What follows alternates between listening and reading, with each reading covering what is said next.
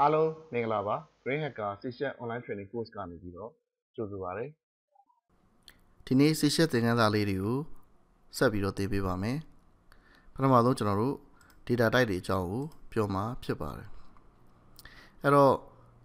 Session မှာ Variable တိစောက်ဖို့အတွက်ဆိုရင် Data Type 3မျိုးကိုအသုံးပြုရပါတယ် Value Type ရှိပါတယ်ကျွန်တော် Value Type အကြောင်းအရင်ဆုံးရှင်းပြပါမယ်အဲ့တော့ကျန်တဲ့ဒီ Type နှစ်ခုကတော့beginner တွေအတွက်တိတ်ပြီးတော့လောတဲ့အသုံးမတည့်သေးပါဘူး။ value type ကိုအဓိကထားပြီးပြောပြပါမယ်။အဲ့တော့ကျွန်တော်တို့ဒီမှာအပြင်မှာတကယ်အသုံးများတဲ့ data type တွေကတော့ကျွန်တော်တို့ boolean ရှိမယ် character ရှိမယ် double ရှိမယ် float ရှိမယ် integer ရှိမယ်။နောက်ဒီ unsigned variable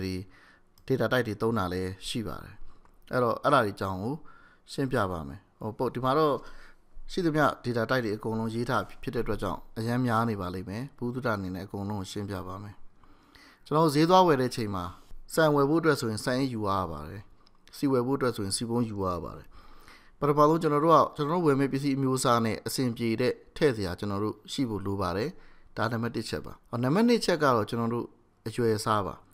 ဆန်တပူးနှစ်ပူးလောက်ဝယ်မဲ့ဥစ္စာကိုစံကြီးတည်သွားမယ်ဆိုရင်ထည့်လို့အဆင်ပြေမှာမဟုတ်ပါဘူးကျွန်တော်အဲ့အသေးလေးနဲ့တည်သွားတာပို့ပြီးအဆင်ပြေပါတယ်အဲ့တော့စီလည်းအဲ့လိုပါပဲဘယ်ရာမဆိုသူနဲ့တင့်တော်မဲ့ထည့်လို့ရတဲ့အရာနဲ့ထည့်မှသာလျှင်ကြည့်ရတာအဆင်ပြေမယ်တည်ရတာလွယ်ကူမှာဖြစ်ပါတယ်ကျွန်တော်တို့ variability စောက်တဲ့ချိန်မှာလည်းကျွန်တော်တို့အသုံးလိုတဲ့ data တွေကိုသိမ်းဆည်းဖို့အတွက်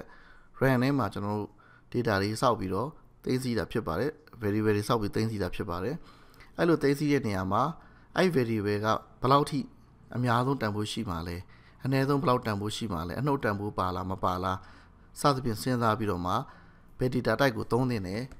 ဆိုပြီးတော့ရွေးချယ်ပြီးတော့ variable ကိုတိစောက်အောင်မှာဖြစ်ပါတယ်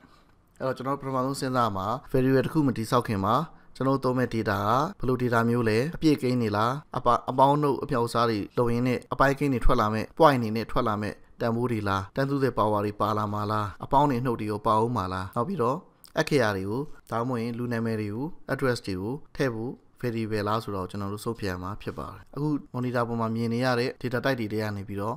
အဲ့ဒီအချက်တွေနဲ့ညီတဲ့ data type ကိုရွေးပြီးတော့ကျွန်တော်တို့ကချိန်ချပေးရမှာဖြစ်ပါတယ်ပထမဆုံးကတော့ boolean data type ဖြစ်ပါတယ်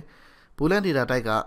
ကျွန်တော် true ဒါမှမဟုတ် false ထည့်ခြင်းတဲ့အခါကျရင် boolean data type ကိုသုံးရပါတယ်ဒုတိယတစ်ခုကတော့ byte ဖြစ်ပါတယ်8 bit unsigned integer တန်ဖိုးဖြစ်ပါတယ်အဲ့တော့သူ့တန်ဖိုးက integer တန်ဖိုး0ကနေပြီးတော့255ကြားထဲမှာပဲ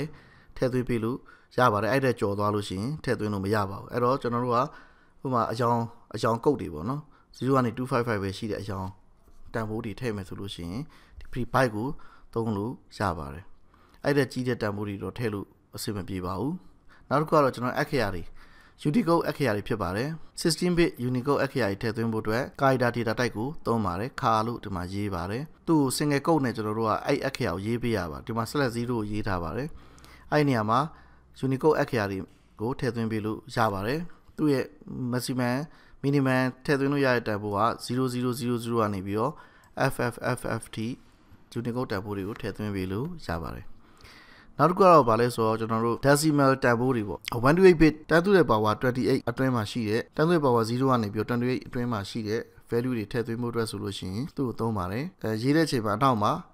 m အကြီးသင်္ကေတလေးထည့်ပေးဖို့လိုပါတယ်64 bit double precision floating point value တွေထည့်ဖို့ floating point တွေဒီကိန်းတွေအားလုံးဟာ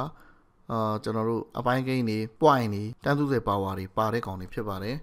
အပေါင်းနှုတ်တွေလည်းပါလိမ့်မယ်သူတို့ရဲ့တန်ဖိုးတွေကတန်သူတဲ့ power ဘယ်လောက်နဲ့ဘယ်လောက်ကြားမှာရှိရဆိုတဲ့အချက်ပေါ်မူတည်ပြီးတော့ရွေးပြီးတော့သုံးမှာဖြစ်ပါတယ်။ဒီကောင်ဆိုလို့ရှိရင် size အရန်ကြီးပါတယ်။အနှုတ်တန်ဖိုးတန်သူ power 324ကနေပြီးတော့အပေါင်းတန်ဖိုးတန်သူ power 308အထိကိုကြားထဲမှာဒီအချက်လက်တွေထည့်သွင်းလို့ရပါတယ်။သူ့ရဲ့အနောက်မှာတော့ D ဆိုတဲ့သင်္ကေတလေးကိုထည့်ပေးရမှာဖြစ်ပါတယ်။ float ကတော့32 bit single precision floating point value တစ်ခုဖြစ်ပါတယ်။သူကလည်းအပေါင်းနဲ့နှုတ်တန်ဖိုးတွေတန်သွေးပေါ်က38လောက်ကြာမှာသူ့ကိုအသုံးပြုလို့ရှိပါတယ်သူ့အနောက်မှာကျတော့ data ရဲ့အနောက်မှာ f ဆိုပြီးတော့ထည့်သွင်းပေးရဖြစ်ပါတယ် integer မှာလည်း32 bit integer တန်ဖိုးတွေဆိုလို့ရှိရင်အနှုတ်တန်ဖိုးဒီလောက်ကနေပြီးတော့အပေါင်းတန်ဖိုးဒီလောက်ထိကိုထည့်သွင်းပေးလို့ရပါတယ်64 bit ဆိုရင်တော့သူ့တက်ပို့ပြီးတော့ size ကြီးွားမှာဖြစ်ပါတယ်64 bit မှာ long လို့ခေါ်ပါတယ်နောက်တစ်ခုကတော့ byte ကိုကျွန်တော်တို့ခုနက0ကနေ255ထိသုံးလို့ရလို့ပြောခဲ့ပါတယ်ဒီကောင်ကျတော့ sign အပေါင်းနှုတ်ပါလာတဲ့ sign byte ပါ S ပိုင်းမှာအနှုတ်တန်ဖိုး1 to 8ကနေပြီးအပေါင်းတန်ဖိုး1 to 7ကြားတွေကိုထည့်သွင်းလို့ရပါတယ် short ကကြတော့ integer တန်ဖိုးကို16 bit size integer value ဖြစ်သွားပြီးတော့အနှုတ်တန်ဖိုး3 to 768ကနေပြီးအပေါင်းတန်ဖိုး3 to 767ကြားတွေမှာတန်ဖိုးထည့်သွင်းလို့ရပါတယ် size integer 32 bit ဖြစ်သွားတဲ့အတွက်ကြောင့်0ကနေပြီးတော့4294 967 295ကြားတွေကတန်ဖိုးတွေကျွန်တော်ဒီ integer နှစ်ဆပေါ့နော်ဒီ integer နှစ်ဆတန်ဖိုးတွေထည့်သွင်းလို့ရပါတယ်အဲ့တော့ unsigned long ကတော့ 64 bit integer မှာမှကျွန်တော်တို့ဒီ sign တွေဖြုတ်လိုက်တဲ့အတွက်ကြောင့်ခုနကဒီ long တန်ဖိုးရဲ့နှစ်ဆဖြစ်သွားမှာဖြစ်ပါတယ်ဒါကြောင့်0 to ဒီ value တွေအထိထည့်သွင်းလို့ရပါတယ်နောက်ပြီးတော့ unsigned short လည်းခုန short ကိုကျွန်တော်တို့က sign ဖြုတ်လိုက်တဲ့တော့0 to 65535ကြားတွေကိုထည့်သွင်းလို့ရမှာဖြစ်ပါတယ်အဲ့တော့တကယ်လို့ data type တစ်ခုကဘယ်လောက် size ရှိလဲဆိုတာကိုကျွန်တော်တို့သိချင်လို့ရှိရင် operator တစ်ခုသုံးလို့ရပါတယ် C# မှာ size of ဆိုတဲ့ operator ကိုသုံးလို့ရပါတယ် size of ဆိုတဲ့ function ထဲမှာ data type ထည့်လိုက်လို့ရှိရင်သူကဘယ်လောက် byte နေရာယူလဲဆိုတာကိုကျွန်တော်တို့ပြောပြပေးမှာဖြစ်ပါတယ်ဒီမှာဆိုရင် integer 4 byte နေရာယူတဲ့အတွက်ကြောင့်4ကိုဒီမှာကျွန်တော်တို့ဖော်ပြပေးမှာဖြစ်ပါတယ်တခြား data type တွေကတော့ object data type တို့ဒီ data type တွေကတော့ beginner တယောက်အနေနဲ့လောဆယ်မလို့သေးပါဘူး string data type တွေအကြောင်းကျွန်တော်ပြောပြပါမယ်string data type တွေကတော့ကျွန်တော်တို့ open inverted comma နဲ့ close inverted comma ကြားထဲမှာထည့်ထားတဲ့ကျွန်တော်စာကြောင်းတွေဖြစ်ပါတယ်အဲ့တော့ C# မှာ address of indicator လေး ampersand လေးပေါ့နော် ampersand လေးရှေ့ကနေပြီးတော့ string ရဲ့ရှေ့မှာခံလိုက်မယ်ဆိုလို့ရှိရင်အဲ့ string ထဲမှာရှိတဲ့ value တွေကမြင်ရတဲ့အတိုင်းဖြစ်မှာဖြစ်ပါတယ်ဒီမှာတော့တိတ်ပြီးတော့မထင်ရှားသေးပါဘူးကျွန်တော်တို့ဒီ slash တို့ဘာလို့ထည့်မယ်ဆိုလို့ရှိရင် special character တွေထည့်မယ်ဆိုလို့ရှိရင်ဒီထဲမှာ slash ထည့်ခြင်းလဲဆိုရင်ကျွန်တော်တို့က slash ဆိုပြီးတော့ထည့်ပေးရဖြစ်ပါတယ်ဒီမှာဆိုရင်တော့အဲ့လိုထည့်ပေးစရာမလိုတော့ပါဘူးဒီ ampersand လေးပါလာလို့ကျွန်တော်ဒီနောက်ပိုင်းမှာ program တွေရေးတဲ့ချိန်ကြရင်နမူနာပြသပေးပါမှာဖြစ်ပါတယ်ဒီ pointer တို့ဘာလို့လဲလောဆယ်အသုံးမများတဲ့အတွက်ကြောင့်ကျွန်တော်အကြမ်းမြင်ပဲပြောပြသွားပါမယ် pointer ဆိုတာကတော့ variable တစ်ခုပါပဲဒါပေမဲ့ value တွေထည့်တဲ့ variable မဟုတ်ပါဘူး memory address တွေထည့်တဲ့ variable ပါ